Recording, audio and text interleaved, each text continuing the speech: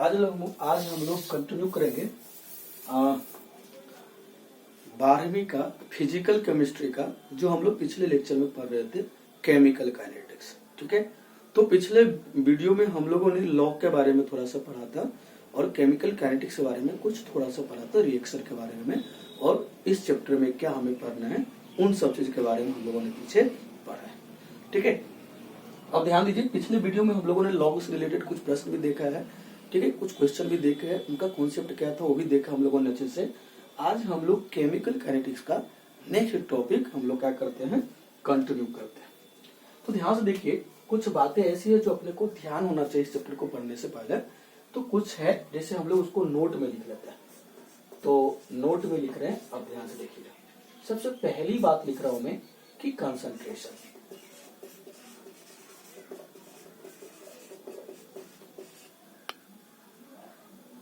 Concentration, इसी को concentration को ही बोला जाता है एक्टिव मास। एक्टिव मास, और इसको जो रिप्रेजेंट करते हैं हम लोग, तो आप ध्यान दीजिए, स्क्वायर ब्रैकेट्स। किससे लिखते हैं? Square brackets. स्क्वायर ब्रैकेट के अंदर में जो भी चीज हम लोग लिख दिया, मीन्स उसका कंसंट्रेशन को लिख रहे हैं हम लोग, और कंसंट्रेशन को ही क्या करते हैं हम लोग? Active mass. तो कंसंट्रेशन जो होता है, अपने को ध्यान दीजिए, एक्टिव मास जो होता है, एक्टिव मास जो होता है, ये होता है mole by volume in litre. क्या होता है? Mole by volume in litre. ठीक है, तो एक्टिव मास का फॉर्मूला क्या अपने पास? मोल बाय वॉल्यूम इन लीटर। अब मोल क्या होता है? जो मोल होता है ये होता है गिवन मास बाय मोलर मास। क्या होता है? गिवन मास बाय मोलर मास। तो अपने को ये सब चीज, थोड़ा सा बेसिक चीजें इसको अपने को ध्यान रखना होगा। ये हालांकि मोल कंसेप्ट में 11वीं क्लास में पढ़ाया जाता है, 11वीं क्लास में, फिर भी अपने को थोड़ा सा ध्यान रखना है कि कंसंट्रेशन मतलब एक्टिव मास, और एक्टिव मास को हम लोग स्क्वायर ब्रैकेट से लिख रहे हैं, मतलब किसी भी चीज को स्क्वायर ब्रैकेट के अंदर हम लिख रहे हैं, मीन्स उसका कंसंट्रेशन को रिप्रेजेंट कर रहे हैं हम लोग। फिर एक्टिव मास या कंसंट्रेशन का जो फॉर्मूला है वो है mole by volume in litre, और फिर मोल का जो फॉर्मूला अपने पास given mass by molar mass. ठीक है, इसके बाद नोट नंबर 2 में अपने कुछ और ध्यान रखना है। जैसे हम लोग प्योर लिक्विड का बात करें या प्योर सॉलिड का बात करें, हम लोग किसका बात करें?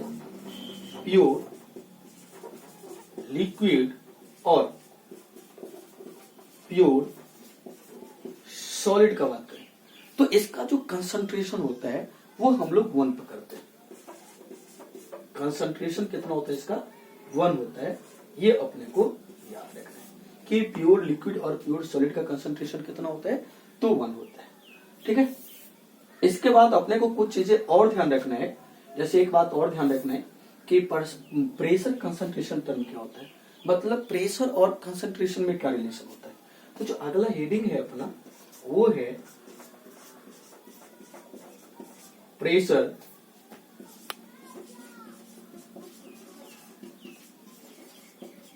Concentration relation. Pressure concentration relation, और हम लोग जानते हैं कि प्रेशर कंसंट्रेशन रिलेशन में P इक्वल टू क्या होता है? CRT होता है। P इक्वल टू क्या होता है? CRT, वेयर C क्या है? कंसंट्रेशन, कंसंट्रेशन है। R क्या है? तो गैस कांस्टेंट है, गैस कांस्टेंट है।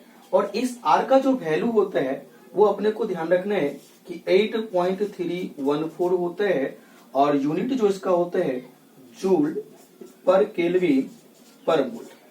फिर इसी गैस कांस्टेंट R का जो वैल्यू होता है ये 2 होता है calorie per kelvin per mole. ठीक है, और इसी R का वैल्यू अपने को जरूरत पड़ेगा हमेशा, अपने को क्या करना होगा? सेम यूनिट पे अपने को चेंज करना पड़ेगा। जब भी जिसका यूज पड़ेगा हम लोग उसके अकॉर्डिंग इस वैल्यू का यूज करेंगे। 0.0821 litre ATM by kelvin per kelvin per mole. ठीक है, ये अपने पास गैस कांस्टेंट R का अलग अलग वैल्यू है इन अलग अलग यूनिट में। तो अपने को जब भी जिसका जरूरत होगा हम लोग उसके अकॉर्डिंग इस आर का वैल्यू यूज करेंगे क्वेश्चन के अकॉर्डिंग। ठीक है, इसके बाद अपने पास बच के एक टर्म जो अपने पास है टी है, ये टी है टेम्परेचर। टी क्या है अपने पास, ये जो टी है वो है टेम्परेचर। ठीक है, तो ये अपने पास प्रेशर कंसंट्रेशन रिलेशन है, P equal to CRT, where C is concentration और एक्टिव मास है ना, and R is the gas constant which value is 8.314 joule per kelvin per mole and 2 calorie per kelvin per mole and 0.0821 litre ATM per kelvin per mole. ठीक है, ये अपने पास ये मिल गया। अब इसके बाद अपने का जो अगला हेडिंग है वो है different type of rate of chemical reaction. तो अगला हेडिंग क्या अपने पास, different type of rate of chemical reaction. ठीक है, यहीं से अपने को मेनली इस चैप्टर का कहानी स्टार्ट हो जाता है। तो अब ध्यान से देखिए कि इसमें क्या होता है, जो पहला टर्म है इसके अंदर में जो सबसे पहला टर्म है वो है अपने पास रेट ऑफ डिसअपीयरेंस और रेट ऑफ फॉर्मेशन।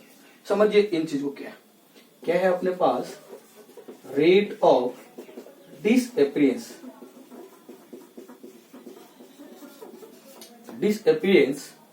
और रेट ऑफ फॉर्मेशन। इन चीज को समझिए। रेट ऑफ डिसअपीयरेंस का मतलब है कि कोई चीज अपने पास है और वो डिसअपीयर हो रहा है, मतलब खत्म हो रहा है, वो धीरे धीरे गायब हो रहा है। तो रेट ऑफ डिसअपीयरेंस का मतलब है वो किस रेट से खत्म हो रहा है। मतलब अपने पास आप एक चीज ये ध्यान दीजिए कि डिसअपीयर कौन होगा, जो रिएक्टेंट में होगा। स्टार्टिंग में तो प्रोडक्ट होगा नहीं अपने पास, तो अपने पास क्या होगा, स्टार्टिंग में सिर्फ और सिर्फ रिएक्टेंट होगा, है ना। तो स्टार्टिंग में यदि सिर्फ रिएक्टेंट है तो यदि रिएक्टेंट से प्रोडक्ट बनेगा तो रिएक्टेंट लगातार डिक्रीज होगा, और रिएक्टेंट डिक्रीज हो रहा मतलब वो घट रहा है, और एक समय हो सकता है कि पूरा 100% जो रिएक्टेंट है वो 100% प्रोडक्ट में कन्वर्ट हो जाए। तो फिर उस समय क्या होगा, अपने को जो रिएक्टेंट वाला पार्ट है वो खत्म हो जाएगा। मतलब रिएक्टेंट क्या अपने पास लगातार खत्म हो रहा है, मतलब घट रहा, मतलब वो डिसअपीयर हो रहा है। एपियर मतलब दिखना और डिस मतलब नहीं दिखना, मतलब डिसअपीयर हो रहा लगातार, मतलब वो रिएक्शन से निकल रहा, मतलब घट रहा है। तो उसी को हम लोग बोलते हैं रेट ऑफ डिसअपीयरेंस। और अपने पास लिखा हुआ rate of formation. Rate of formation का मतलब है कि जो रिएक्शन हो रहा है, रिएक्शन के बाद जो बन रहा है अपने को, मीन्स क्या बनेगा अपने पास, प्रोडक्ट बनेगा। तो जब भी प्रोडक्ट का क्या होगा, हमेशा प्रोडक्ट का फॉर्मेशन होगा, और डिसअपीयरेंस किसका होगा, तो रिएक्टेंट का होगा। तो जब भी हम लोग रेट ऑफ डिसअपीयरेंस का बात करें या फिर रेट ऑफ फॉर्मेशन का बात करें, तो आपको दिमाग में एक ही चीज आना चाहिए कि रेट ऑफ डिसअपीयरेंस किसका हो सकता है, डिसअपीयरेंस किसका होगा, तो रिएक्टेंट का होगा, और फॉर्मेशन किसका होगा, तो प्रोडक्ट का होगा। अब इनका जो फॉर्मूला है, मतलब रेट ऑफ डिसअपीयरेंस और रेट ऑफ फॉर्मेशन का बात करें तो ये होता है plus minus delta C by delta T. अब ध्यान से देखिए कि delta C by delta C क्या, सी फॉर कंसंट्रेशन का बात कर रहे हैं हम लोग, और डेल्टा का मतलब है चेंज इन कंसंट्रेशन। अब एक चीज ध्यान दीजिए, कभी कभी आप ये भी देखे होंगे डेल्टा और डेल, है ना। तो डेल्टा और डी, ये एक स्मॉल डी है और ये डेल्टा है, इन दोनों में डिफरेंस है। ये डी का मतलब है वेरी स्मॉल चेंज और इस डेल्टा का मतलब है बिगर चेंज। ठीक है, तो थोड़ा ध्यान रखिएगा, यहाँ पे डेल्टा लिखे हुए हम लोग, हालांकि जरूरत पड़ेगा अपने को, जिस जैसा जरूरत पड़ेगा उस चीज का हम लोग यूज करेंगे। ठीक है, आगे चलकर हम लोग पढ़ेंगे इंस्टेंटेनियस रेट भी पढ़ेंगे। तो ये इंस्टेंटेनियस मतलब बहुत स्मॉल चेंज होगा जहां पर, वहां पर हम लोग स्मॉल डी का यूज करेंगे। अभी अपने पास जो फॉर्मूला है वो क्या है, delta C by delta T means change in concentration by change in time. ठीक है, अब ध्यान दीजिए प्लस कहां पे यूज करेंगे और माइनस कहां पे यूज करेंगे। माइनस हमेशा जब भी कभी अपने को बात करके रेट ऑफ डिसअपीयरेंस का बात करें, किसका बात करें, रेट ऑफ डिसअपीयरेंस का बात करें तो हम लोग नेगेटिव साइन यूज करेंगे, और रेट ऑफ फॉर्मेशन का बात करें तो हम लोग पॉजिटिवली यूज करेंगे। ठीक है, इतना छाप लीजिए, आगे हम लोग इस पर बेस्ड एग्जाम्पल देखिए। चलिए ठीक है।